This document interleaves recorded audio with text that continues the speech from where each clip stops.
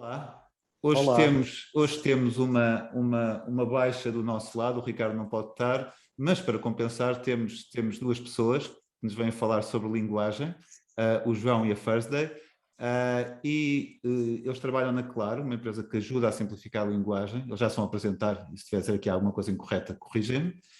Mas hoje vem falar sobre um tema um bocadinho quase o inverso, não é? Porque é que complicamos a linguagem? Uhum. Sem mais demoras, o palco é vosso. Ok. Começo eu, Thurs. Sim, podes começar. Tá bem, então vai, eu sou o João, sou um antigo professor de português, há 8 anos vim para a Claro, uh, e pronto, se calhar apresentar um bocadinho o que é Claro, não é? Claro é uma empresa muito pequenina, somos 5 pessoas, ou 6, ainda não percebi bem, e eu costumo pensar em nós, e às vezes falo disso até quando dou formação, como a pulga, uma pulguinha, aquela pulga que, diz a história, não consegue picar a locomotiva, mas pode encher de comichão o maquinista. E eu penso um bocadinho o nosso papel como isso, nós somos a pulga que enche de comichão o maquinista, ou seja, acho que uma das nossas tarefas é justamente deixar um bichinho de desconforto nas pessoas com quem trabalhamos, para as levar a pensar, para as levar a questionar de uma forma crítica a maneira como comunicam, em particular por escrito. O objetivo é ajudar as organizações a comunicarem da maneira mais clara possível com o mundo em geral e com os seus clientes em particular. Tem ideia, clientes, utentes, beneficiários, sujeitos passivos, essas coisas todas. Portanto, com as pessoas, comunicar com as pessoas de uma forma clara, e isto quer dizer que as pessoas compreendam sem esforço e com rigor, com o mínimo de esforço possível, com a maior autonomia possível. Isto é muito importante para nós. Acho que o que nós queremos é dar autonomia às pessoas, e com o maior rigor possível. Acho que é isto, Thursday. Sim, disseste tudo bem, concordo. Bem, vou apresentar primeiro, sou a Thursday, sou assim a caçula da Claro, trabalho lá só há 3 anos, sou mais nova, inexperiente. E não sei, em relação ao que faz a Claro, eu só se calhar mudava um bocado o foco para o tipo de transformação que queremos na sociedade, que é dar cada vez a mais pessoas acesso a melhor informação, a mais informação e melhor informação. Portanto, permitir que as pessoas, como o João disse, sejam mais autónomas nas suas decisões e que de facto tenham acesso, consigam fazer valer os seus direitos e consigam usar os serviços que estão à disposição. Não sei o que mais querem saber sobre o nosso trabalho. Acho que a introdução está ótima, podem já saltar para o tema. Ok. Feito. Saltar para o tema é para nós falarmos. Contigo, é okay. contigo, és tu que vais encabeçar o... Ok.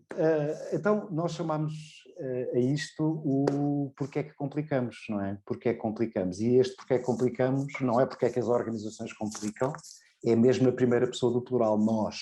Porque acho que é humano complicar.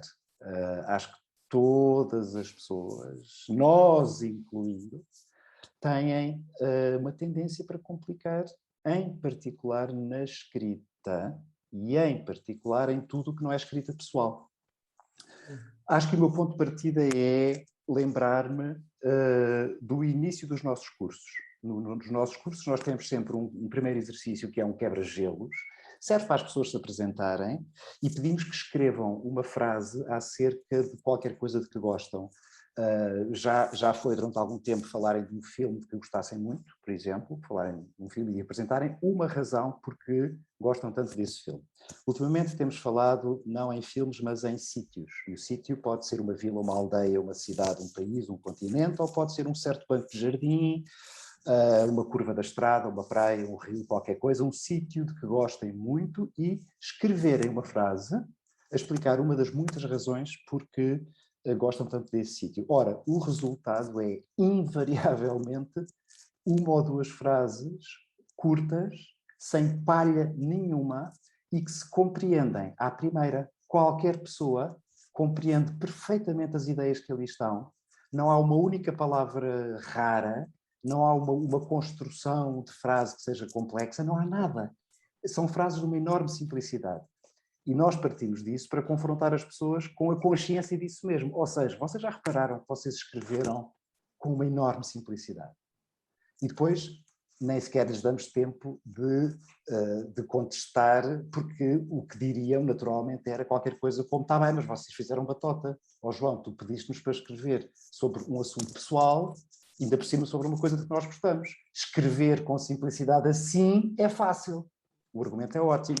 Depois nós dizemos: ok, então o que é que nós queremos? É que vocês agora, ao longo do curso, ganhem consciência de o que é que nós fazemos na prática, na língua, na escrita, na frase, na palavra. O que é que fazemos quando escrevemos desta forma, acerca de um assunto pessoal do qual gostamos, e com as devidas adaptações, aplicar exatamente essas mesmas técnicas em contexto de escrita profissional. Porque a verdade é que não é só em contexto profissional, ou seja, nós como cidadãos, se quisermos escrever uma reclamação ou fazer um pedido qualquer por escrito, a nossa tendência vai logo ser complicar. Nós vamos sentir-nos quase coagidos a escrever de uma maneira muito mais complicada do que a maneira como escrevemos quando falamos da praia que gostamos, por exemplo. Muito mais complicada. Muito mais desnecessariamente complicada. A questão é essa. O assunto pode ser mais complexo, claro, mas é possível falar de assuntos complexos de uma forma mais simples. E nós sentimos assim uma pulsão para complicar, que é quase como se falássemos duas línguas diferentes. A língua pessoal e uma língua que já não tem que ver com comunicação, que tem que ver com um mundo hostil, um mundo perigoso, onde nós usamos as palavras mais como arma do que como ferramenta de comunicação. Acho que é isto. Sim, é isso, sim. Eu acho que isso tem muito a ver, João, com, e certeza concordas, com o medo que as pessoas têm de perder, de parecerem pouco sérias, não é? De parecer que estão só a mandar umas larachas e que na verdade não estão a falar de um assunto que pode ter consequências legais, que de facto tem de ser ouvido e tem de ser compreendido de uma certa maneira. E sim, isso, nós vemos muito isso, é um bocado como se a linguagem complicada pudesse servir, ou pelo menos as pessoas têm essa percepção, de que serve para blindar um bocado o discurso, para produzir frases e textos que estão de alguma forma protegidos legalmente. Como se as palavras complicadas fossem uma espécie de amuletos mágicos. Já estou a divagar um bocado, João. Não, continua. Concordo. Desculpa interromper, mas tem piada porque a frase dele disse é exatamente o que eu ia dizer. A questão da pessoa às vezes querem ser levadas a sério, não é? É um bocado aquela ideia que às vezes quando comunicam, até, mesmo sem ser pela questão legal, não é? Acho que, por exemplo, quando querem fazer uma reclamação ou algo do género, querem ser levadas a sério de alguma forma e às vezes complicam um bocadinho. Pelo menos é a ideia que eu tenho enquanto leigo dessas questões. Tenho, se calhar, a vantagem, já está muitas vezes em projetos em que estou do lado de quem recebe essas mensagens, e por isso acho que eu naturalmente já tento simplificar quando estou no outro papel, porque sei o que é estar nos dois lados, não é? Mas pelo menos eu tenho muita ideia que muitas vezes as pessoas, quando querem ser levadas a sério, complicam linguagem. Não sei se é a mesma ideia que vocês têm ou não, mas Sim. Sim, acho que há um medo de perder credibilidade, de perder autoridade e, portanto, de perder impacto, não é? De perder poder. Penso que isso tem que ver com uma percepção mais ou menos consciente, mas com uma percepção muito enraizada de que o mundo em que nós vivemos é um mundo muito estratificado socialmente e que há uma espécie de correlação entre a capacidade de usar palavras caras, de usar um discurso erudito e o lugar que nós ocupamos na sociedade, não é? E, portanto, a pessoa que fala melhor é a pessoa que tem mais poder, é a pessoa que tem mais dinheiro, é a pessoa que se desenvencilha melhor e é a pessoa que a sociedade, de um modo geral, mais facilmente leva a sério. Eu penso que existe esta percepção e daí o medo. Eu não posso mostrar que eu estou aqui porque eu vou fazer uma reclamação. E as pessoas têm que levar a sério, elas têm que ter medo de mim. E se é para terem medo de mim, então eu tenho que mostrar que estou aqui e não aqui. Portanto, eu penso que existe esta ideia, esta consciência, quer dizer, consciência, esta percepção que me parece ainda por cima acertada até certo ponto. Ou seja, acho que sim, que vivemos mesmo numa sociedade estratificada, em que há pessoas privilegiadas e pessoas excluídas e oprimidas, etc. E, portanto, ninguém quer, em momentos que são importantes para a sua vida, ser visto como uma pessoa vulnerável. Porque justamente essas interações são interações que têm consequências importantes para a vida de cada pessoa, por um lado, e porque há o receio também de que a sociedade seja mais competitiva do que colaborativa, não é? E que, portanto, há uma desconfiança em relação ao outro. A ideia de que o outro está, à partida, é um inimigo e não alguém que pode estar no mesmo barco. O que é o oposto do que é comunicar. Ou seja, a ideia de comunicação pressupõe... A própria palavra comunicação é pôr em comum, comunicar, não é? Tem de haver um terreno comum, ou seja, pressupõe um encontro, um terreno de encontro, um terreno partilhado. Não é possível comunicar sem se criar esse espaço de partilha, em que uma mensagem que alguém emite é recebida do outro lado e só é recebida com rigor nesse espaço comum. Ou seja, se o que eu digo for o que a outra pessoa ouve. Se a mensagem que eu passo é realmente aquela que a outra pessoa recebe. E, portanto, eu penso que o tal medo da perda de credibilidade tem que ver com isso, tem que ver com não olhar para as coisas assim, olhar à partida para o mundo com receio. Ok? Thursday, queres ajudar-me? Sim, parece-me. Sim, é verdade. E também há o medo que a pessoa do outro lado depois nos aponte o dedo e diga: mas estás a infantilizar-me, estás a achar que eu não sou capaz de perceber esse discurso, essas palavras complicadas, esse discurso mais burocrático, essas frases longuíssimas, esses parágrafos que ocupam 2 páginas, essas tabelas com números pequeníssimos que ninguém consegue ler. E há um bocado de medo do outro lado, depois, pronto, vem essa acusação de estar a infantilizar ou de estar a ser paternalista. É uma expressão que ouvimos muito também quando propomos assim versões mais claras de algum texto, são as pessoas a dizer: mas isto não será um bocado paternalista? Estar a usar palavras que se percebem tão bem, ou estar a explicar palavras um bocado mais complicadas. Mas pronto, uma coisa que tentamos ter sempre em mente quando falamos de linguagem clara é que estamos a escrever para alguém, não é? E temos de saber para quem é que estamos a escrever. Mas quando trabalhamos com, por exemplo, seguradoras, com o Estado, com, sei lá, bancos, as pessoas para quem estamos a comunicar são pessoas com baixa literacia, não é? Quer dizer, são pessoas que muitas vezes não andaram na universidade, que não tiveram aproveitamento escolar, como se diz, e que não gostam de ler, portanto, que têm uma capacidade de compreender aquilo que nós escrevemos muito, muito mais baixa. E sim, acho que é também uma coisa que tentamos trazer sempre, que as pessoas tenham consciência, não é? De que estão a escrever para alguém, não se estão a expressar, não estão a divulgar só uma coisa, estão a chegar a outra pessoa. O que o João estava a dizer é a comunicação, não é? Estão a pôr em comum meia dúzia de ideias. E que geralmente são ideias bastante corriqueiras, não é? Os bordados que se fazem à volta delas é que complicam um bocado as coisas. Nós às vezes até temos dificuldade em interpretar algumas das objeções que nos põem. Isto é, a interpretar do ponto de vista da motivação. O que é que levou esta pessoa a dizer isto? Por exemplo, isto foi numa seguradora.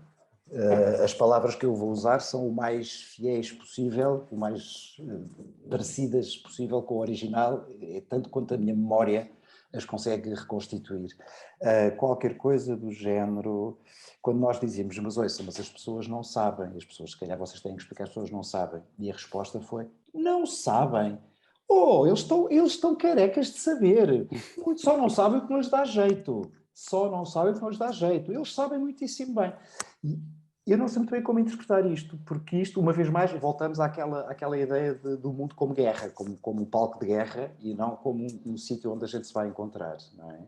Esta ideia de que a maior parte dos clientes está de má fé, ok? E está a tentar tirar o barro à parede para tentar obter o maior número de benefícios possível, indevidamente, fora da lei, fora do contrato, quando a nossa experiência, se nós pararmos um bocadinho, nos diz que nós temos medo de ser engolidos pelas grandes organizações. Quer dizer, quando muito pode haver isto, é verdade. E está bem, ok, sabemos que há pessoas que estão de má fé e que realmente tentam aproveitar-se das seguradoras ou não sei o quê. Mas qual será a percentagem? Quer dizer, qual será, na verdade, pensem nas pessoas que vocês conhecem, pensem em vocês mesmos. Qual é a nossa atitude perante grandes organizações, perante um banco, uma seguradora, ou no estado das finanças, não é? A segurança social. Nós sentimos uma coisinha assim, nós sentimos muito, muito pequeninos. Eu acho Estar de que, má fé pronto, perante... desculpa Diz. interromper-te. Ia-te dizer que no caso das seguradoras, não querendo defender as seguradoras, Sim. eu acho que é um tipo de organização um pouco diferente das outras, no sentido em que existem mesmo muitas tentativas de fraude. Da mesma forma, uma questão de ativação de prémios, de seguros e essas questões, não é? Mas eu também, num trabalho que tive com uma seguradora em que eles tinham processos altamente burocráticos, não era necessariamente linguagem, eu pensava que aqueles processos eram assim, por um mecanismo de autodefesa para complicar a vida às pessoas, não, aqueles processos, e depois simplificamos, eram assim porque ninguém se tinha lembrado de os simplificar. Sim, ok. Não estamos a falar só questões de linguagem, estamos a falar de questões... E eu Sim. pensava mesmo, e Sim, pus sim, essa questão, não sei se isto faz parte do vosso negócio, mas não é a melhor forma de gerir este processo. E não, aquilo tinha mesmo sido pensado uma vez, nunca tinha sido melhorado, e ficou assim. Sim. Sim, e depois posso só dizer uma coisa, João. O problema é que quando não se volta a rever um texto, não é? O problema é que se naturaliza aquelas palavras, não é? Quando a pessoa que está ali no atendimento ao cliente faz 30 cópias daquele texto e envia, pá, ao final de talvez 3 anos, aquele, aquele pedaço de, não vou dizer o quê, já parece fazer sentido e ser um texto que a pessoa do outro lado pode compreender, quando na verdade não. É a tal história que se repete muitas vezes uma coisa, aquilo é a Sim, forma correta de fazer a coisa, ou torna-se sim, quase uma verdade, não é? sim, quase uma oração, sim.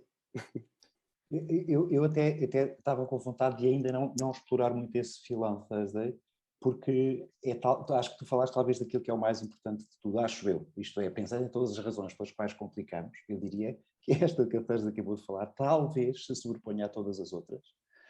A Sandra, a nossa diretora, tem uma frase que ela diz de vez em quando que eu acho muito engraçada, que é: por regra, não atribuas à maldade poder ser explicado pela incompetência.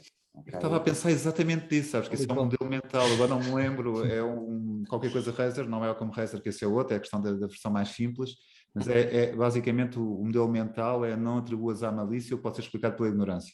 Ok. E a ignorância não é necessariamente um sentido pejorativo, atenção, é o facto da pessoa não saber fazer alguma coisa, não é?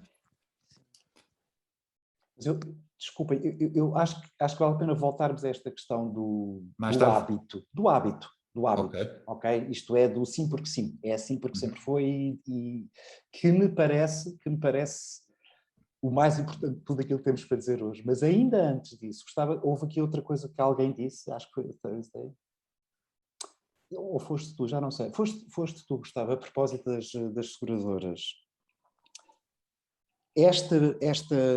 Estas visões do mundo como um sítio perigoso, como um sítio em guerra civil constante, na qual nós temos que defender os nossos interesses e nos blindar, foi a palavra que vocês usaram e eu acho muito bem. Ou, pelo contrário, ver o mundo e as interações que nós seguradoras, nós bancos, nós grandes organizações, estas interações que temos com as pessoas, ver isso como um sítio onde a colaboração é possível, e não há colaboração sem comunicação, estas duas visões,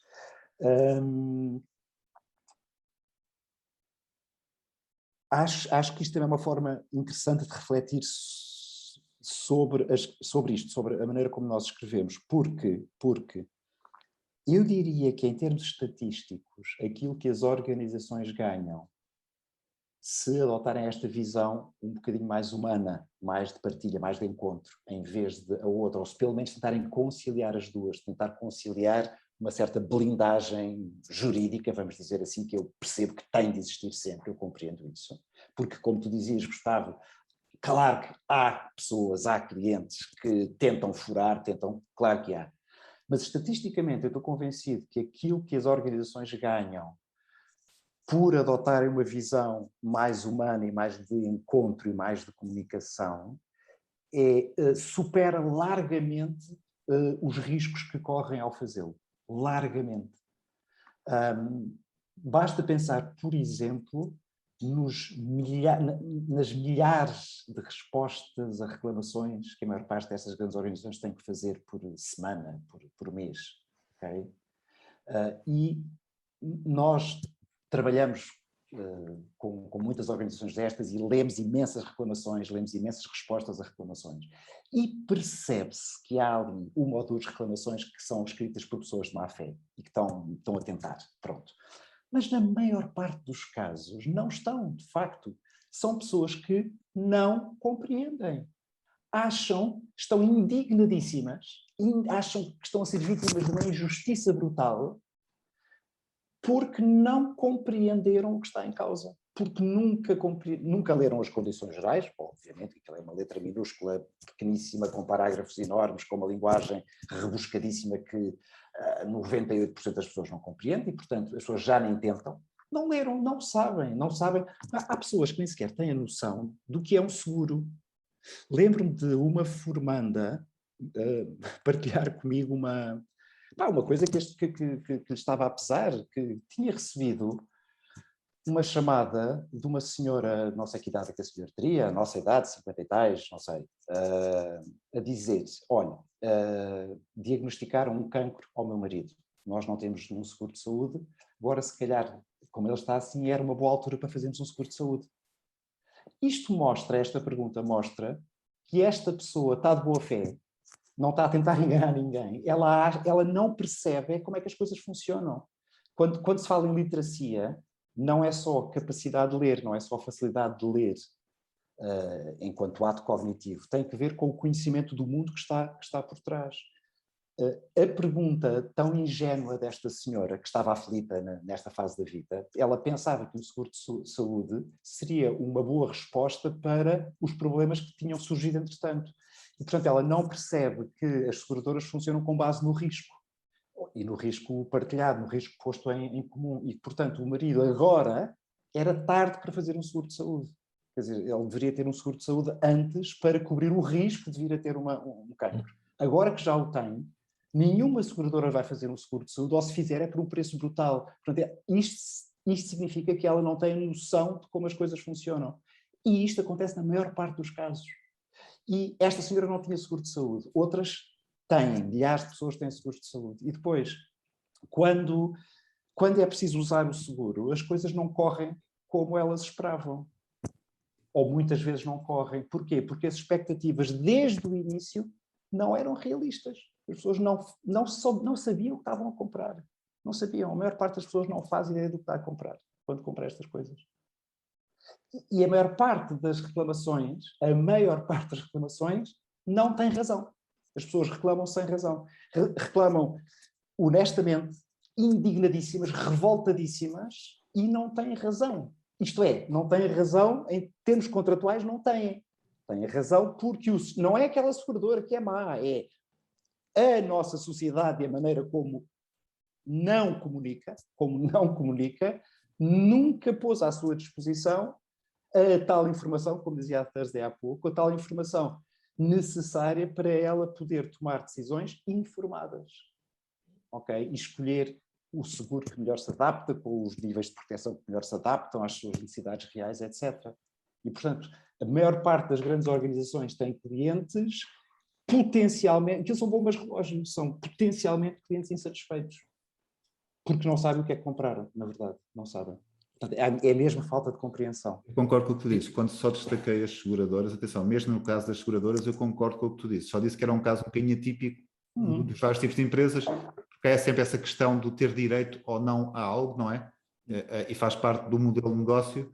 Mesmo assim, as seguradoras já têm formas de conseguir fazer uma triagem bastante eficaz do que é uma tentativa de fraude e o que é uma pessoa confusa. Só disse que é um tipo de organização que tem um cariz um bocadinho diferente das outras, nesse sentido. E agora diz, desculpa. Ia só dizer que há organizações que operam com esse... baseado nesse propósito, ou baseado nesse princípio, que é o da obfuscação da informação, quase, não é? Lembro-me, por exemplo, nós no primeiro episódio estávamos a falar sobre criptomoedas e coisas desse género, e eu comentei que o mercado financeiro é um mercado que complica muito a linguagem e parece-me quase propositado para dificultar a compreensão da mesma, não é? Ou seja, para criar aquilo que falaram ao princípio, que era conseguir recuperar. Poder, não é? Volta tudo à questão do poder, não é? Que é, se eu tenho a capacidade de interpretação do meu lado desta informação, tenho o poder do meu lado, não é? E parece-me que há muitas organizações que fazem isso quase propositadamente para manter esse poder. Se calhar é uma ilusão deles, mas parece a mim que há muito esse querer controlar como a comunicação é feita. Filipe, tu estavas a falar de poder e ainda bem que recuperaste essa palavra, de repente fizeste-me lembrar os senhores bacharéis da primeira metade do século XX e da segunda metade do século XIX, não é? E nós lemos o Camilo Castelo Branco, essa de Queiroz, etc., e vemos aquelas descrições de como se vivia nas vilas do interior, nas cidades do interior, e lembramos de que quantas pessoas é que havia ali que sabiam ler e escrever. Em certos sítios havia uma ou duas, era o pároco e o senhor bacharel, que tinha ido estudar para Coimbra, tinha voltado, e que, entre outras coisas, quando alguém lá na vila recebia uma carta de um familiar que vivia longe, tinha que ir bater à porta do senhor bacharel, leia-me isto se faz favor, porque as pessoas eram analfabetas. E depois era ele que escrevia a carta com o seu punho, com o familiar a ditar a carta para o familiar que estava longe. Isto é um poder brutal sobre as pessoas. Portanto, eu penso que na origem, Filipe, aquilo que estás a falar está lá completamente, ok? Hoje em dia, agora vou defender um bocadinho as seguradoras, porque aquele exemplo que eu dei há pouco de que eles então não sabem, não sei o quê, isto não é a regra de todo. Eu já dei formação a centenas de pessoas nas seguradoras e se calhar é mais útil pensarmos na grande maioria das pessoas e não nas franjas, que são... As franjas já acho que interessam um pouco, ok? Eu acho que a maior parte das pessoas está genuinamente interessada em fazer bem o seu trabalho, o seu papel, quer dizer, e as seguradoras existem para pôr o risco em comum e para ajudar realmente as pessoas quando estão em dificuldades. Pronto, é para isso que serve um seguro. E eu penso que a maior parte das pessoas que trabalham nas seguradoras é assim que quer agir. Quer dizer, as pessoas querem agir bem, querem fazer o bem, vamos chamar assim, quer dizer, querem, pronto. E temos algumas provas disto, quer dizer, pessoas que às vezes até concedem certas, sei lá, dão indenizações, não sei o quê, quando não havia completamente o direito, mas porque percebem que aquela pessoa em particular está mesmo aflita e então fazem uma pequena infração a favor do cliente, coisas deste género. Portanto, eu acho que a maior parte das pessoas até está disposta a fazer bem, a não usar abusivamente o seu poder. Não é? E aí, se calhar, é que volta àquilo que a Thursday estava a falar, que é o hábito. Que é, então, por que raio, se não é por maldade, se não é por guerra... Há outro fator, que é a falta de tempo também, não é? Sim. Porque essas pessoas que trabalham nestes departamentos, muitas vezes num dia têm de escrever, não faço ideia, mandar assim um número ao ar, 50 cartas ou 50 e-mails, e não têm tempo para estar ali em cada e-mail a procurar a forma melhor de dizer as coisas ou a forma melhor de resolver o problema. Por isso sim, é o hábito e a falta de tempo, não é? As pessoas estão a trabalhar com um chicote. Eu se calhar estou a pensar nisto de uma forma um bocadinho mais particular, mas eu vejo uma diferença entre as pessoas, o Francisco, a Manuela, que estão a trabalhar na mesa e que precisam de mandar um e-mail ou de falar com o cliente diretamente, e as entidades. Eu parece-me que há muita complicação depositada nas entidades, que depois não passa para as pessoas, ou melhor, depois passa para as pessoas porque é assim que é o sistema, não é? Acho que não depende depois também dessas pessoas que estão a atender os clientes, por exemplo, de simplificar aquilo que vem de cima, necessariamente, mas parece-me que há essa divisão entre o que é que as pessoas querem, que aceito que queiram fazer tudo por bem e que façam o melhor que elas conseguem, mas por outro lado acho que as entidades, algumas, não estou a dizer, mas parece-me num mundo financeiro, por exemplo, parece-me um mundo com uma linguagem muito própria, muito, se calhar, também tem o seu propósito, mas parece-me tão marcada que parece ter ali algum...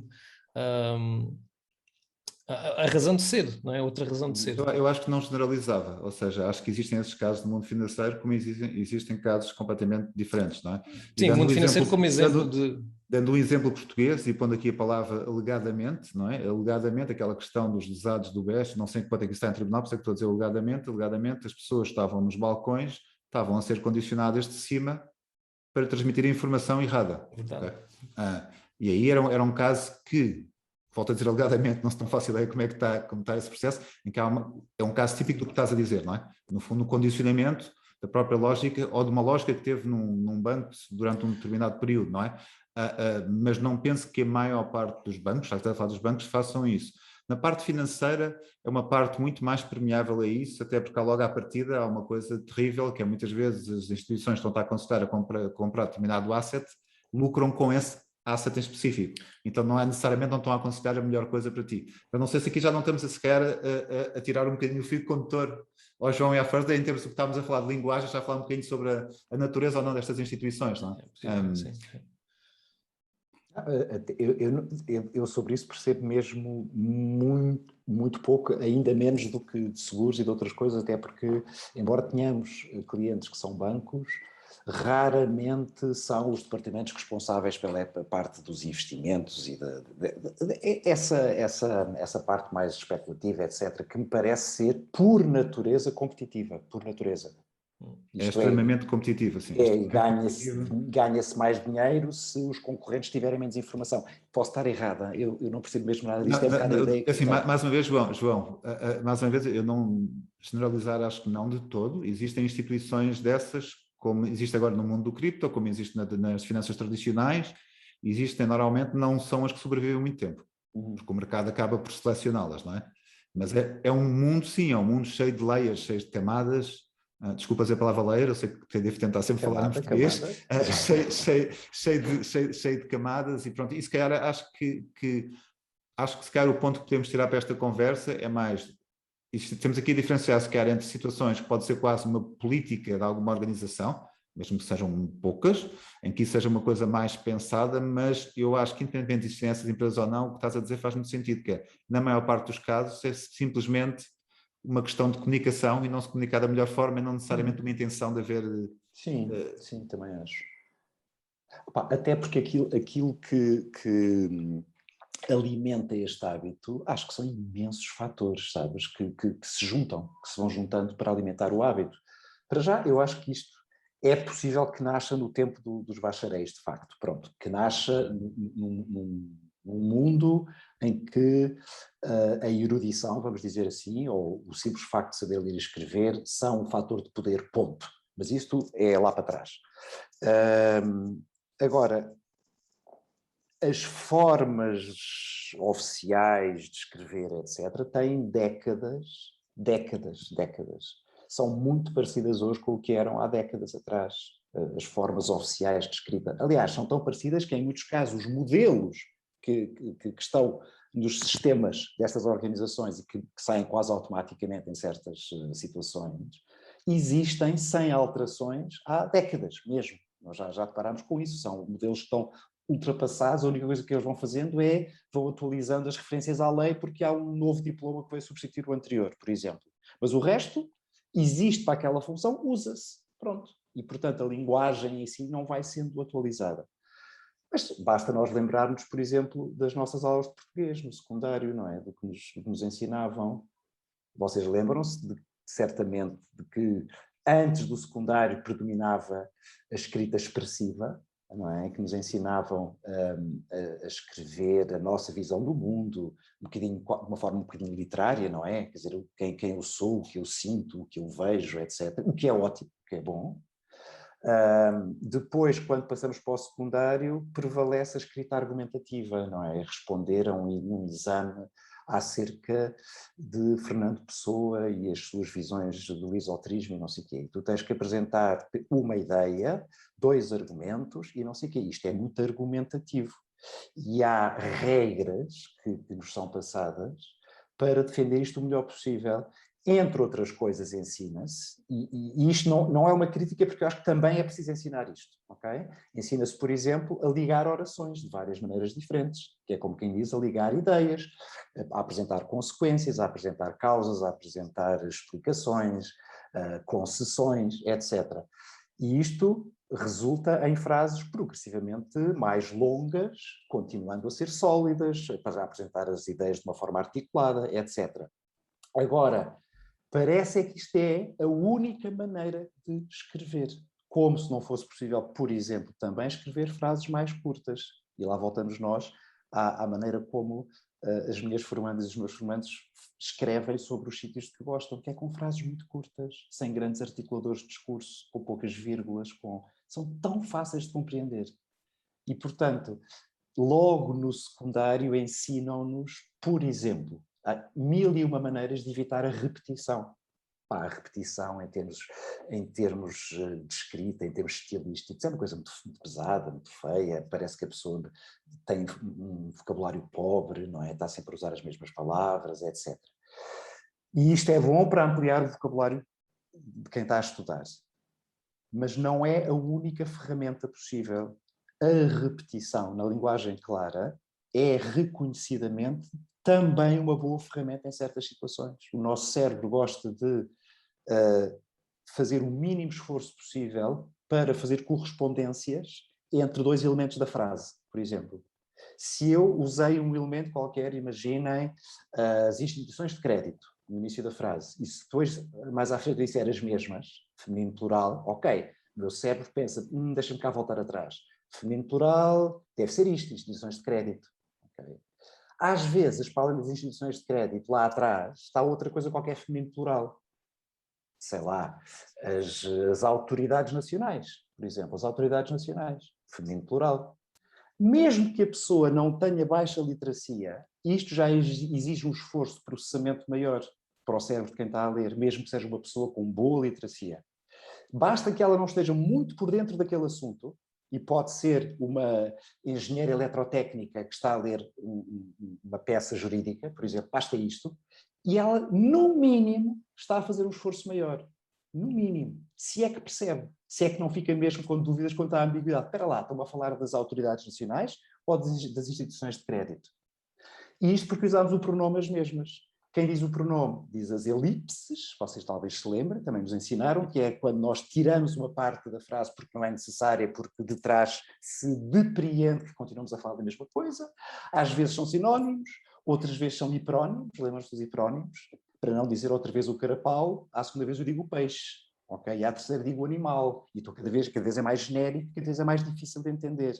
Portanto, no nosso caso nós diríamos as instituições de crédito citadas, não sei o quê, vírgula, por isso estas instituições devem tal. E repetimos, de propósito, com consciência, isto.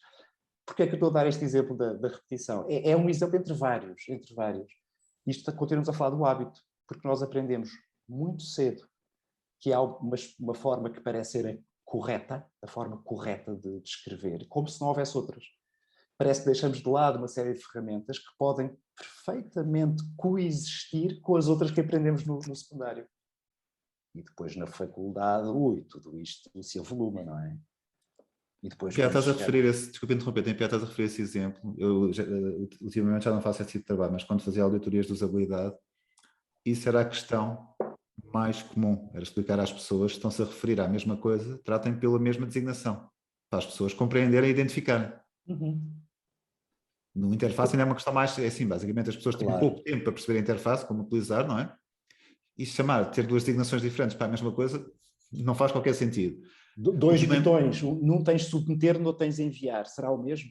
Sim, esta área toda de design de produto digital evoluiu imenso e cada vez é um erro menos comum em projetos profissionais, ou seja, já há padrões, como é que devem utilizar isso, não é? Mas durante muito tempo na web havia muito essa questão também quase de transpor-se que esse hábito, depois também para um canal diferente, não é? E havia muito essa questão, isso acontecia muito principalmente em bancos, e ainda acontece um bocadinho em bancos, porque tem a ver um bocadinho com algum formalismo, que acho que vem desse. Eu, por acaso, nunca tinha pensado nessa perspectiva. Porque eu realmente, se estiver a escrever um post sobre alguma coisa para partilhar, um texto meu, eu se calhar vou evitar a repetição, porque ali não é tão necessária. Não é tão necessária. Agora, quando estiver a escrever uma coisa mais curta, uma coisa para ser de compreensão mais alargada, sim, por acaso nunca tinha pensado dessa forma. E é bastante interessante. Acho que há essa tendência mesmo. que vai fazer que o esforço cognitivo seja muito maior, mesmo em 2 parágrafos, por exemplo. Mas há outra questão, Gustavo, é que o teu post, quem o vai ler, em princípio é porque quer lê-lo. Está disposta a fazer algum esforço. Agora, quando um contribuinte recebe uma notificação das finanças ou recebe uma carta da Segurança Social ou uma carta do seu banco ou da sua seguradora, quando alguém recebe, as pessoas não querem ler. E sabe-se que as pessoas... Sabe-se várias coisas. Sabe-se que as pessoas, é verdade, normalmente começam a ler por cima, tal como nós esperamos, começam a ler por cima, verdade. Mas cansam-se depressa. E raramente leem tudo. Muito raramente leem tudo. Se leem tudo, não leem de seguidinha, leem aos saltos, para a frente e para trás, ok? E tudo isso tem que ser tido em conta. Isto significa que o tal esforço de processamento, o tal esforço cognitivo de leitura se torna ainda maior, porque nós acreditamos, eu escrevi isto, e às vezes temos razão, escrevi mesmo bem, há um fio condutor, tem uma lógica impecável. Pois, desde que as pessoas sigam essa lógica. E no teu post, se calhar, seguem, porque querem. Agora, na notificação das finanças, nós estamos emocionalmente alterados quando recebemos aquilo. Finanças, ficamos logo aflitos, a primeira coisa. A coisa que mais me irrita é receber algo das finanças e ver no e-mail não sei o quê, e depois perceber que é aquela coisa da lotaria ou do sorteio, ou uma coisa assim, e receber uma coisa das finanças. Está cheio de sorte, quando é isso está cheio de sorte. Não, é ótimo que seja isso, mas é. E devo confessar aqui, nem devia confessar isto, e tem muito a ver com estes temas, o meu kryptonite, ou kryptonite, não sei como é que se diz, é a burocracia. Se me querem vencer, atirem-me com burocracia, formulários, coisas complicadas de perceber, porque para mim é a mesma coisa e extremamente, não diria estressante, mas é algo que me custa tentar perceber essas coisas e depois confirmar tudo, e depois como a linguagem é inacreditável e eu sou um tipo que gosta de ter certeza sobre as coisas, verifico não sei quantas vezes, consome muito mesmo. Sim, acho que não é só tu, Gustavo, acho que não é só tu. Porque a burocracia tem esta coisa estranha, não é? Na superfície é assim uma coisa muito, muito decente, muito bonitinha, muito composta, mas depois tem assim um substrato de violênciazinha, de coisa maléfica, não é? Uma cartinha que te chega à casa e te diz, olha, ou pagas ou então estás lixado. Vais ter um processo institucional, vais ter de pagar juros depois e não sei o quê. Portanto, muitas vezes quando falamos desta comunicação mais funcional, é uma comunicação também violenta, não é? Que diz às pessoas o que fazer e que opções é que elas não têm a partir do momento em que recebem aquela comunicação. E pronto, por isso para mim é que é tão importante que seja, não é atenuar esta violência, é um bocado, quando as organizações estão a exercê-la, que o façam de uma maneira um bocado honesta, não é? Que permitam à pessoa perceber o que é que ela pode fazer para aceitar, para escapar, para reclamar, para seja o que for. E depois no meio disso também há a tal questão que eu estava a falar, que não é bem da ignorância neste caso, mas tipo situações em que não tem só a ver com a comunicação escrita, mas tem a ver com a forma da organização, das próprias organizações, desculpe a redundância, em que, por exemplo, eu tive há uns tempos um caso com uma operadora de comunicações em que basicamente diziam que eu estava fidelizado a algo que eu não estava. E ao fim de 2 meses de troca de e-mails, de telefonemas, em que basicamente o que eu pedi, se eu estou fidelizado, então apresentem-me uma prova que eu estou fidelizado. Eventualmente, posso ter assinado um contrato, pode haver uma comunicação destas que vocês gravam, não é? Acho que se elas gravam é para algum sentido. Mandam-me um e-mail a dizer, conforme o e-mail da data X, confirmamos que está fidelizado. Mas não vinha a cópia do e-mail da data X. E venceram-me pelo cansaço. Porque eu comecei a fazer assim, o tempo que eu estou a perder com isto, a frustração, então fico lá fidelizado mais 6 meses ou algo do género. Ou seja, eu acho que há aqui uma camada que já ultrapassa um bocadinho a vossa intervenção, mas muitas vezes tem a ver com processos internos, com ligações de bases de dados, e que mesmo assim, se calhar a organização não está a agir de má fé. É mesmo uma questão dos processos não estarem bem pensados. Mas a mim é mesmo uma questão que consome muito. Consome e, como eu costumo dizer, o meu ativismo é na área mais da aprendizagem, não posso ser ativista em todas as áreas, por isso não é uma luta que eu esteja a lutar, então acabam por me vencer muitas vezes pelo cansaço. E a linguagem obscura pode tornar mais difícil às próprias organizações a perceberem-se disso, dessas pequenas falhas operacionais. Ou seja, quando tu dizes que essa organização não estava de má fé, pois se calhar não estava mesmo. Se calhar acreditava no que estava a dizer, porque a linguagem não só a linguagem que usa nas comunicações externas, mas nos próprios processos internos, é tão obscura às vezes que não deixa ver à transparência o que é objetivamente o que é que lá está. E isso é muito engraçado. Quando nós ajudamos uma organização qualquer a trabalhar questões de linguagem, quase sempre as organizações neste trabalho, detectam falhas operacionais que não sabiam que existiam. Ou seja, tem a ver com o tal hábito, não é? Aquilo já estava feito daquela forma e agora foram olhar e encontraram outras coisas que estão ligadas, não é? Sim. É muito engraçado, porque quando tu usas uma linguagem mais clara, tu consegues, é como se aplicasses uma lupa perante a realidade e de repente consegues ver mais facilmente coisas que antes estavam ocultas atrás da opacidade das palavras, das muralhas de palavras. As próprias organizações. E voltando aqui à questão das organizações que têm que fazer comunicações difíceis, é considerado nessas situações que a comunicação seja feita de forma extraordinariamente benévola e amigável, ou convém manter ali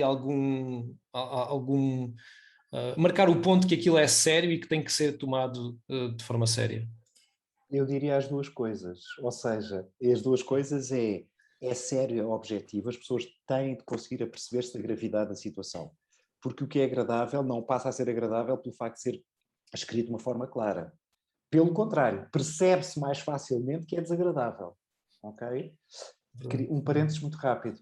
As pessoas que recebiam o modelo anterior da injunção e que era um modelo muito complexo, muito hermético, muitas delas não reagiam no prazo legal. João, desculpa interromper, explica só o que é uma injunção, porque a maior parte das pessoas não sabe. Eu próprio não sabia, tens razão. Eu aprendi convosco. Muito bem, estás a ver? Fui vítima agora da maldição do conhecimento, é assim que se chama, que é a gente esquecer-se que as outras pessoas não sabem algumas coisas, que eu próprio, há 3 anos, não sabia. Eu não fazia, nunca tinha ouvido sequer a palavra injunção. Pronto. É uma notificação oficial enviada por um tribunal a uma pessoa contra a qual foi apresentada uma queixa por dívida.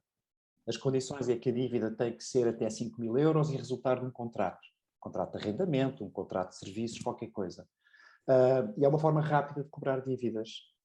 Ora, quem recebia isto no modelo antigo não se apercebia da gravidade e não reagia, dizia, isto não deve ser nada. Não percebo o que é, mas olha, isto não deve ser. Eles vão de cá voltar se quiserem. Eu penso que era este o espírito. Voltavam, mas quando voltavam a pessoa já tinha os bens penhorados, ou os rendimentos, ou se fosse o que fosse. E já tinham assumido tacitamente uma dívida que podiam ter ou não ter. E às vezes não tinham, ok? Mas passavam a ter. Como não faziam nada em 15 dias, passavam a ter. Ou seja, é perigosíssimo as pessoas não compreenderem o que está em causa. E o que está em causa pode ser muito desagradável, mas as pessoas têm de compreender. Estava a pensar no que a Tânia disse há bocadinho quando falou em paternalismo. Que é verdade, é uma queixa comum. Temos isto, parece que estamos a falar para crianças. Eu acho que é o contrário. Eu acho que é exatamente o contrário. Nós estamos a querer dar autonomia às pessoas porque as pessoas são adultas e são inteligentes. E ninguém melhor do que cada pessoa para saber quais são as suas necessidades e para tomar as suas próprias decisões, desde que compreenda o que é que está em causa. Eu até posso decidir, não quero saber, não vou responder a esta carta das finanças, eu prefiro apanhar a multa. Imagina, um trabalhador liberal, um tipo que tem uma empresa pequena, não sei o quê, esqueceu-se de entregar uma declaração qualquer e as finanças dizem, se não entregares isto, vais levar uma coima e vamos nós calcular o teu rendimento do ano passado, não sei o quê, e pagas o IRC sobre isto, calculamos nós. Se ele souber exatamente o que está em causa, ele pode dizer, eu neste prazo dá mais trabalho agora estar a entregar o raio da declaração. E eu que tenho aqui em mãos, neste momento, um projeto que pode significar a salvação da minha empresa, porque é uma coisa que vale imenso dinheiro e não sei o quê, eu tomo a decisão, não, façam assim, pronto, está bem, eu decido não responder, mas que seja com consciência. Ou seja, eu dei este exemplo do profissional liberal, mas pode ser uma pessoa com baixa literacia e poucos recursos e não sei o quê. As pessoas são adultas e são inteligentes. Vamos confiar na capacidade que elas têm de decidir sobre as suas próprias vidas.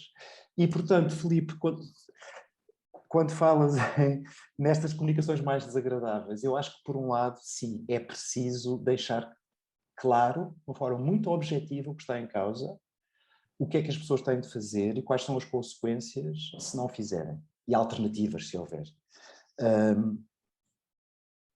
Agora, também é possível fazer isto de uma forma clara, sem magoar mais do que é necessário. Ou seja, não tem que ser à bruta. Não é? Não tem de ser, pode ser muito claro e mostrar que, na verdade, nós, finanças, para nós é melhor, para nós também é melhor se tu entregares a declaração. Percebem? Quer dizer, não estamos forçosamente em barcos diferentes nem com interesses inconciliáveis. Se calhar, muitas vezes, conseguimos conciliar os interesses.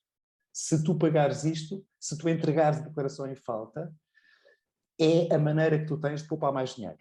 E a nós é a maneira que nós temos de poupar mais trabalho, por exemplo. Ok? E se isto for explicado, a pessoa se calhar percebe, ok, sim, é um interesse comum. E eu vou decidir. Vou pensar e vou decidir, sei qual é o prazo, sei o que tenho de fazer. Ok, vou decidir.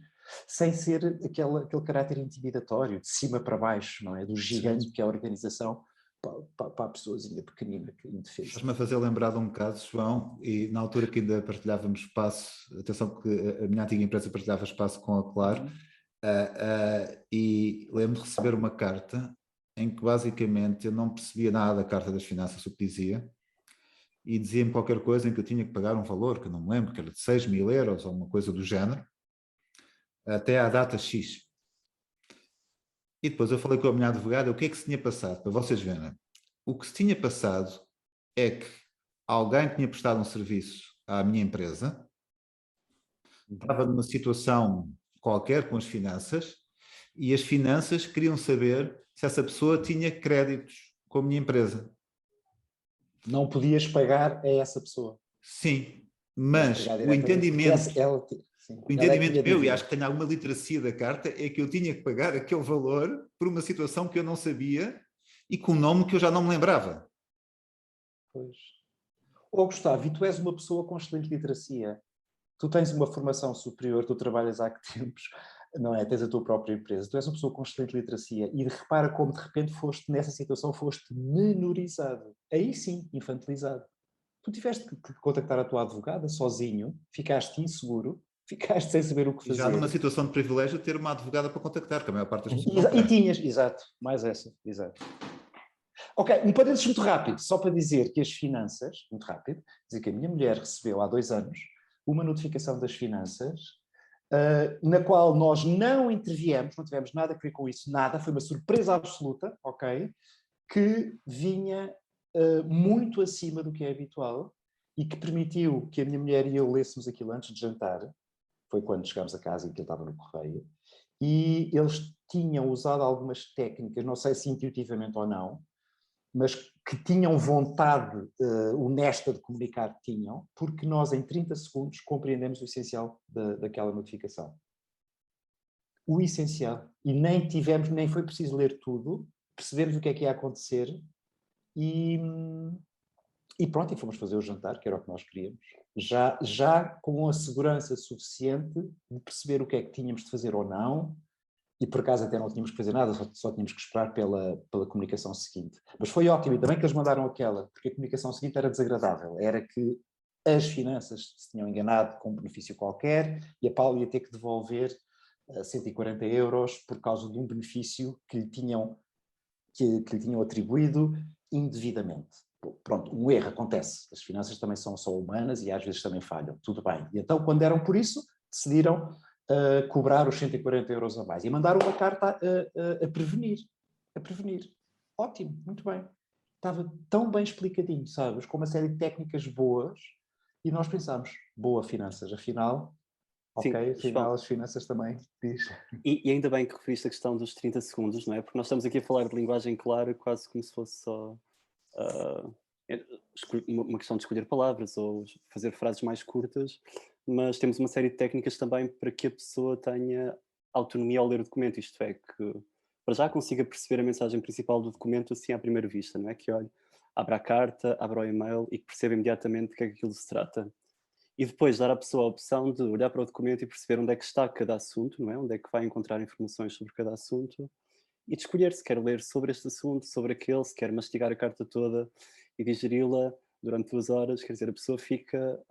pronto, na verdade, há formas de fazer isto, não é? De garantir que a pessoa vai ter essa opção de ser ela a decidir como é que vai ler a carta, ou como é que vai ler o e-mail, como é que vai ler Quase página diferentes web. níveis de profundidade, certo? Conforme Sim. queres saber mais ou menos em pormenor. Sim, se tens mais, menos tempo, se tens mais vontade de ler, menos, se o assunto te interessa ou não.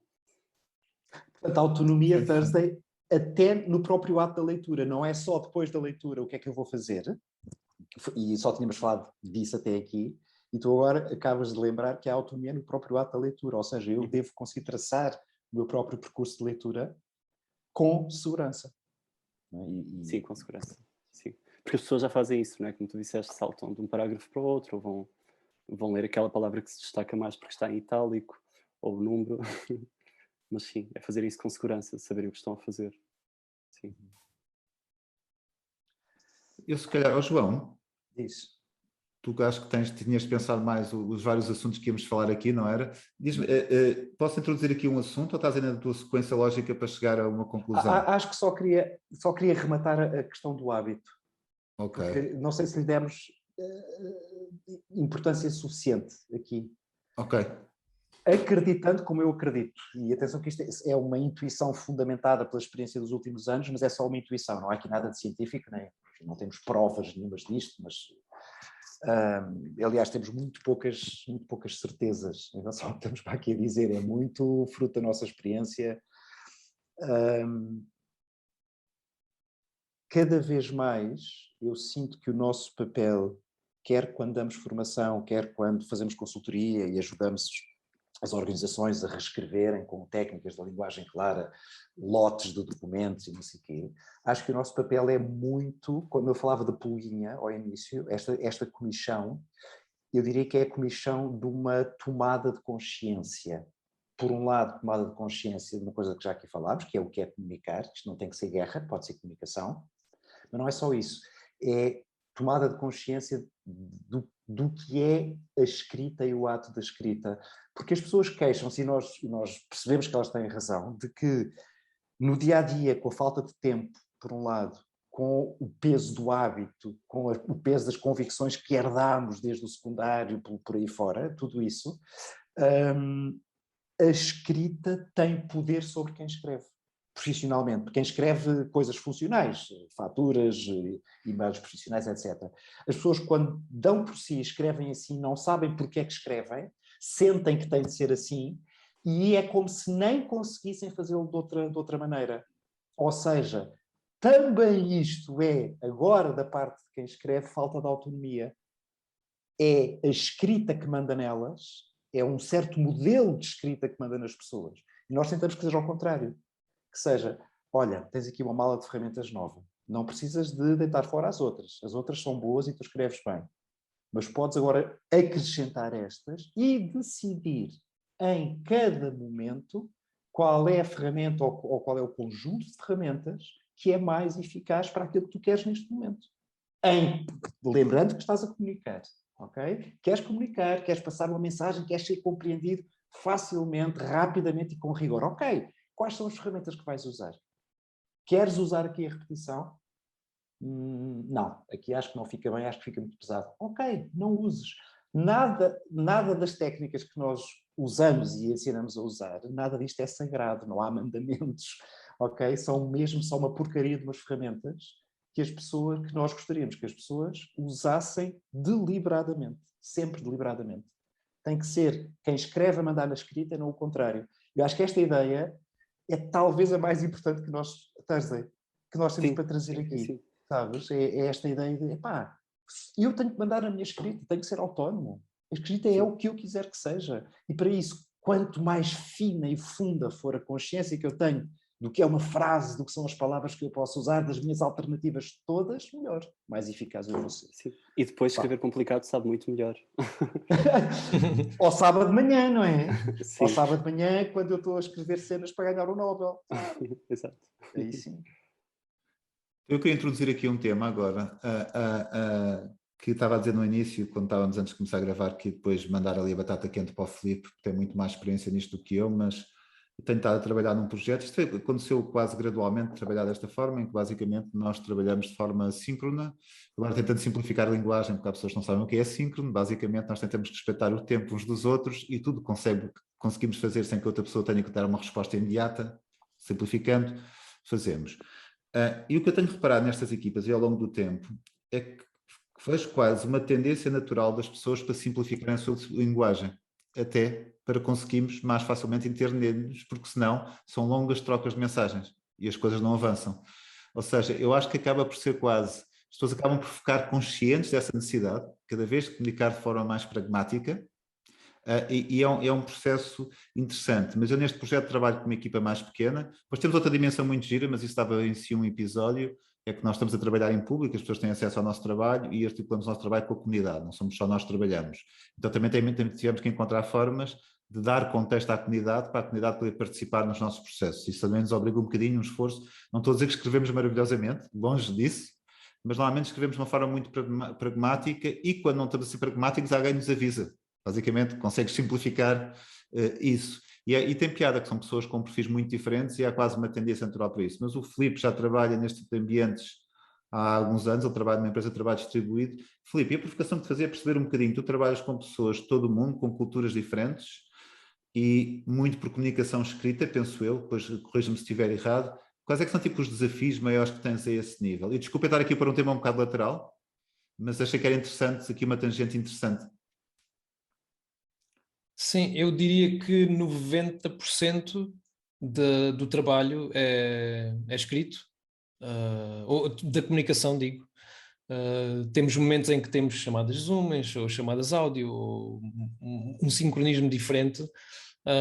E depois a maneira como comunicamos sincronamente e por texto são de duas formas. Uma delas é aquela mais imediata e que se calhar seja a menos síncrona, que é um chat, por exemplo, não é? O Slack, esse tipo de ferramentas em que nos permite estar num grupo e falar com pessoas.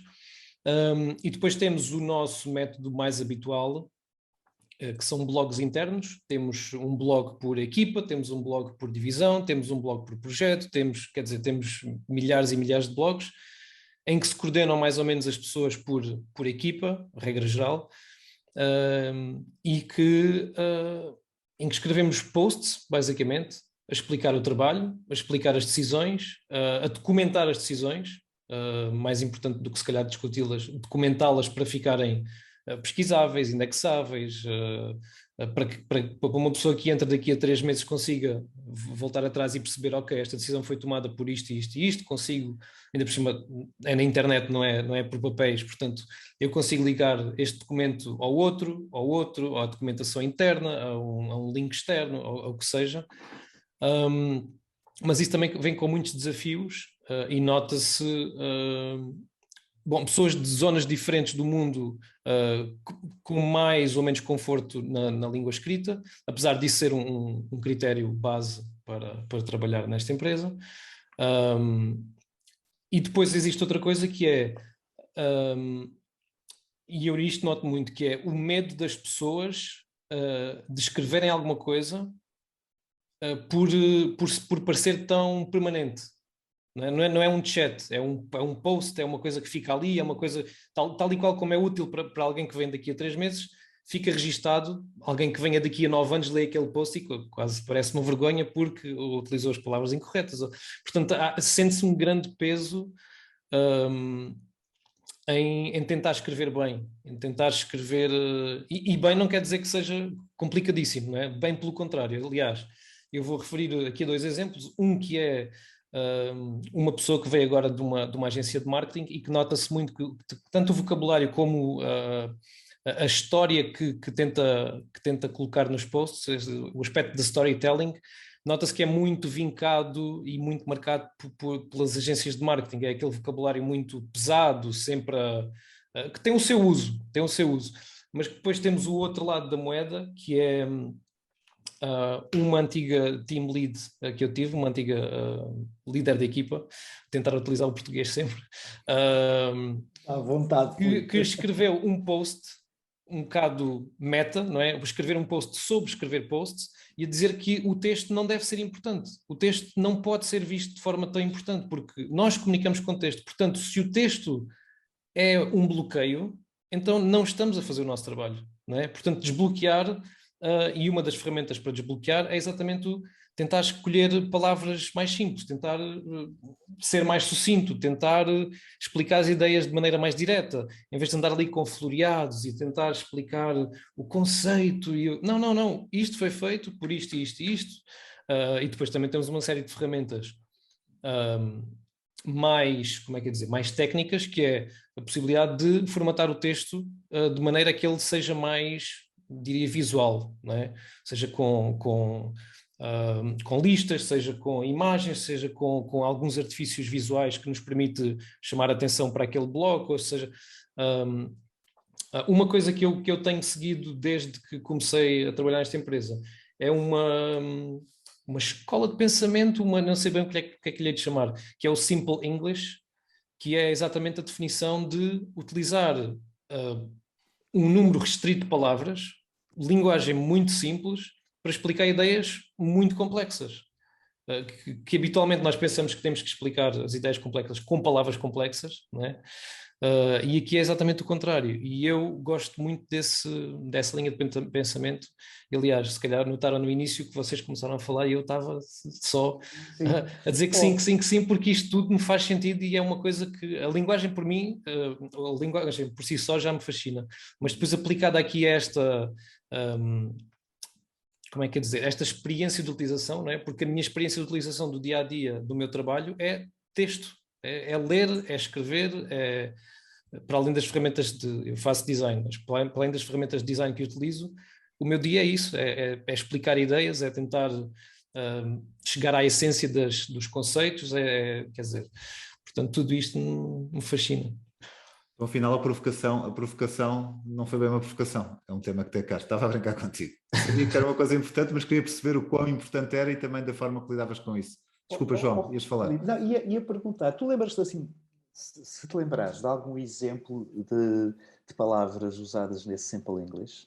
Lembras-te assim alguma coisa que te tenha aparecido recentemente? Eu acho que no Simple English a noção é mais, em vez de utilizar as formas complexas dos verbos de have, been, tarará, ou coisas desse género, é we created. Quer dizer, simplificar ao máximo os tempos verbais, as adjetivações, quer dizer, tudo isso. Mas assim, nenhum exemplo concreto, não. O Simple English é a mesma coisa que o Plain English, aquele movimento, vocês estão associados, certo? Sim, estamos. É a mesma coisa? Ou são de coisas diferentes? Sabem? Eu sei que há um livro de um professor, se não me engano, agora não me lembro se é Simple English ou Plain English, sei que há um documento até antigo, que é um livro que capta as ideias bases dessa linha de pensamento. Mas sei que depois há um movimento chamado Simple English, que se calhar é uma abstração disso, não sei. Vou ter de ir pesquisar, porque eu não conhecia a noção de Simple English, conhecia a de Plain English, e estava a tentar perceber se eram só maneiras diferentes de falar da mesma coisa ou se são noções um bocadinho diferentes. É capaz de ser a mesma coisa. Ok, mas agora deixaste-me curioso e vou investigar. Tipo, há um movimento que nós não conhecemos. Não, se calhar estou a utilizar as palavras erradas. Muito aparentado do Plain English, não é? Aliás, só por curiosidade, as noções de linguagem clara nasceram na língua inglesa, nasceram nos anos 70 na Inglaterra, o Plain English. Martin Cutts é talvez o pai fundador, e é um tipo que tem um livro muito conhecido, que é o Oxford Guide to Plain English, acho que é assim que se chama. Eu acho que é esse livro que eu estou a falar. Não é? É esse livro que eu estou a falar. É assim, talvez o mais conhecido. E ainda hoje tudo aquilo que ele escreveu é válido e é base linguística da simplificação da... Eu posso estar enganado, mas eu tenho noção que o Simple English é aquilo que foi adotado pela Wikipédia, por exemplo. Ok. Quer dizer, em termos globais, não é? As pessoas escrevem como escrevem, mas eles tentam mais ou menos standardizar os padrões de linguagem por aquela tendência que na comunicação... Desculpa, Não, ia dizer que deve ser mais ou menos a mesma coisa, deve ser utilizar palavras diferentes, mas para a mesma linha de pensamento. Há uma tendência também que não sei se tem algum nome, eu normalmente chamo inglês internacional, que é que nós vemos normalmente as startups de mais sucesso, normalmente o inglês dessas startups, mesmo nos materiais de marketing, é um inglês que se evita muito palavras complicadas, ou seja, eu digo inglês internacional no sentido de uma pessoa que tenha o mínimo conhecimento de inglês vai conseguir perceber a mensagem. Alguns melhor, outros pior, mas acontece muito isso, da mesma forma que uma pessoa que tenha um conhecimento bastante razoável em inglês, se for ler um romance, vai ter muito mais dificuldade que se calhar um livro técnico. Mas não sei se eu estou a chamar de inglês internacional porque é uma coisa que se quer na nossa área, às vezes quando falamos em português chamamos assim, mas pode não ser o nome, não sei qual é que é a designação, mas aí mais no conteúdo para fora. Filipe, tu usaste aí a palavra pragmático, alguns, quando começaste a falar da tua experiência, e isso é outra questão importante relacionada com a escrita clara, e é uma das noções que nós gostamos de passar às pessoas, é essa noção, essa consciência de que em contexto profissional e também nas reuniões de condomínio, enfim, em tudo o que é sério, entre aspas, nós quase sempre escrevemos para desencadear a ação. Ou seja, a nossa escrita é ela própria uma forma de ação e deve ter consequências práticas, pragmáticas, que se traduzem numa ação específica, quase sempre. Há exceções, às vezes também temos de escrever documentos que são meramente informativos e a pessoa a quem se dirigem não tem de fazer nada, pelo menos naquele momento, só deve guardar informação, pronto, compreender coisas e não tem de agir. Mas é raro, é raro. Na maior parte dos casos, nós queremos desencadear a ação. E portanto, essa simplicidade, Filipe, de que estavas a falar, não é? Quando há trocas de e-mails sucessivas, não sei quantas ao longo do dia, etc. Aí, isso acho que é um bom exemplo. Quase sempre se é orientado para a ação e é preciso agir, é preciso fazer qualquer coisa hoje, ou amanhã, ou até sexta-feira. E, portanto, quanto menos palha houver, melhor. O que me lembra outra coisa, que é a comunicação oral. Nós temos estado a falar de escrita, mas a comunicação oral, que tem tão má fama, é, de um modo geral e com alguns cuidados, é uma excelente fonte de inspiração para uma escrita mais clara, mais humana. Vocês devem ter ouvido, enquanto alunos, de certeza eu ouvi imensos professores a dizerem a alunos uma coisa que eu sempre achei um bocadinho agreste e injusta: tu escreves tão mal, escreves como falas. Isto pressupõe várias coisas. Pressupõe que a pessoa fala mal, que de um modo geral há aqui uma espécie de hierarquia em que a fala é subalterna em relação à escrita, não é? Quando, na verdade, quando nós falamos, nós pessoas falamos umas com as outras, em geral isto é muito eficaz. Em geral é mais eficaz do que a escrita, ou pelo menos do que a escrita pomposa. E, portanto, o modelo da comunicação oral em que se usam palavras normalmente mais conhecidas, mais comuns, em que nós estamos com atenção às reações da outra pessoa, a ver se a pessoa está a compreender, se não está, e se não está, reformulamos e damos exemplos e ilustramos. E repara, é como se, pronto, fazemos tudo isto na oralidade. Tudo isto é uma excelente fonte de inspiração para a comunicação escrita. Com cuidados, obviamente, para não cair em excessos de informalidade, de familiaridade, etc. Pronto, mas quando nós imaginamos que estamos a conversar, a ideia de conversa também é muito boa porque é a comunicação, outra vez. A ideia de diálogo, de conversa com a nossa vizinha do segundo direito, que é uma senhora que nós conhecemos assim, de quem gostamos, por quem temos respeito, isto é uma excelente fonte de inspiração. Nunca seremos demasiado complicados a falar com a vizinha do segundo direito. Já estás a dizer isso porque eu, quando escrevo alguma coisa, normalmente, posts e coisas do género, muitas vezes começam comigo a gravar, a falar, a pensar. Faço esse exercício, não só porque flui mais, como é também o meu estilo de escrita desde há muito tempo. Sendo que isso também, mais uma vez, atenção, não é algo nada de novo, há muitas pessoas que entenderam isso e começaram a comunicar dessa forma, porque sabem que criam maior ligação também, não é? Como a questão do storytelling e é uma coisa mais natural.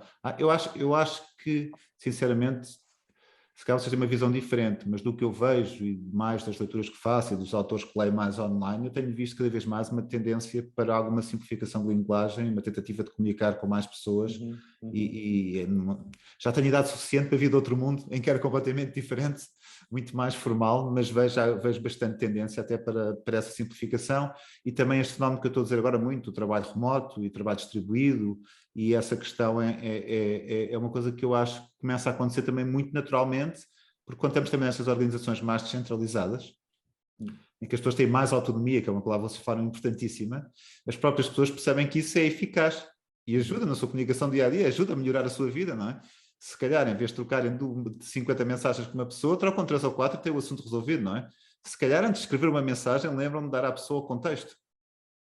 Sim. Olha, eu quero perguntar sobre isto, e isto vem daqui, ou como o Filipe disse, vamos desenhar esta nova secção de uma plataforma, mas olha, já agora leio aqui o histórico, porque é que tomámos as decisões anteriores, não é? Ou seja, acho que se calhar também os próprios modelos de trabalho, não é? Vão ajudando um bocadinho nisso.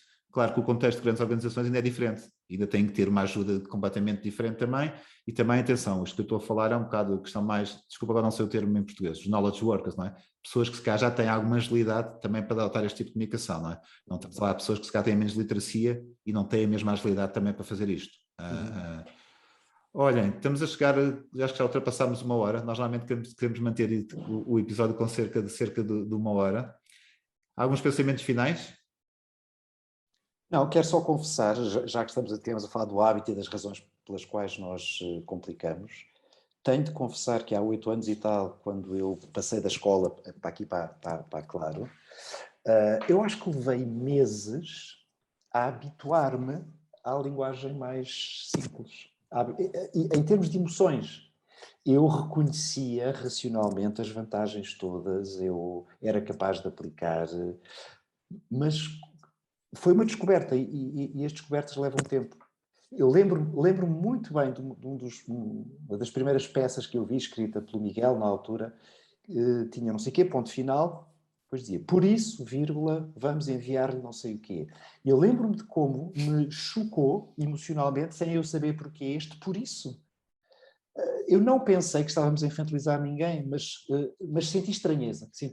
E lembro-me que esta estranheza continuou durante meses. E, portanto, eu diria que esta questão do hábito é mesmo uma peça aqui a ter em conta quando... E que aconselho alguma persistência também, porque se é só por hábito, não é? Ou se a principal razão for o hábito, então não há nada como a persistência para se ganharem novos hábitos. Até porque, como tu dizias, resulta. Não é? O novo modelo de injunção fez com que as pessoas pagassem voluntariamente. Ao fim de 2 anos, verificou-se que o número de dívidas pagas voluntariamente dentro do prazo tinha aumentado de 67%. Estamos a falar de eficácia e de ação. Portanto, resulta mesmo. Portanto, não há razão para termos medo. Farzé, algum pensamento final? Não é mesmo isso, queria um bocado trazer uma visão mais otimista, não é? Estamos presos a hábitos que não nos ajudam, mas podemos criar novos hábitos e sabe de facto bem escreveres um e-mail e receberes de volta a informação que precisavas, ou a pessoa fazer aquilo que tu querias que ela fizesse.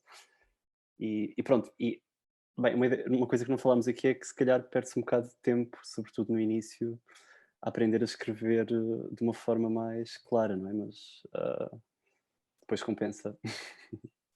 Tu, quando te juntaste a Claro, também passaste por algo similar ao João, de teres-te habituado Sim, a algo que era claro que estranho? sim. Falou agora do por isso, eu lembrei-me imediatamente das frases a começar por I, que não são frequentes, mas às vezes acontece começarmos uma frase por I e meti-me um bocado de impressão. Pois. A gente aprendeu ao contrário a vida toda, não é? Sim. E agora vocês estão a falar desse exemplo por isso, não sei o quê, agora vou ter que ler as coisas que vocês escrevem para ver o enquadramento, porque não me está a meter impressão, mas está-me a meter curiosidade. E já li muitas coisas vossas. Estou a ficar com curiosidade. Olha, muito obrigado. Acho que foi um episódio excelente. Obrigado. Olha, obrigado, Gustavo, e obrigado, Filipe. Obrigado a nós. Acho que foi um episódio excelente e muito útil para pessoas, até porque, como já disse aqui noutros episódios, nós queremos desmistificar esta ideia do geek. Para nós, o geek é uma pessoa que gosta de ir a fundo em algo e que tem alguma inteligência para o fazer, sendo que a inteligência é um conceito altamente subjetivo. E queremos trazer outros temas que muitas vezes não são as pessoas tecnológicas. Só curiosamente eu gostei de fazer esta tangente porque muitas das pessoas que nos veem profissionais mais tech e design, têm a escrita faz parte pelo menos de 50% da sua atividade profissional. Por isso é extremamente útil. E pronto, vemo-nos em breve e obrigado mais uma vez.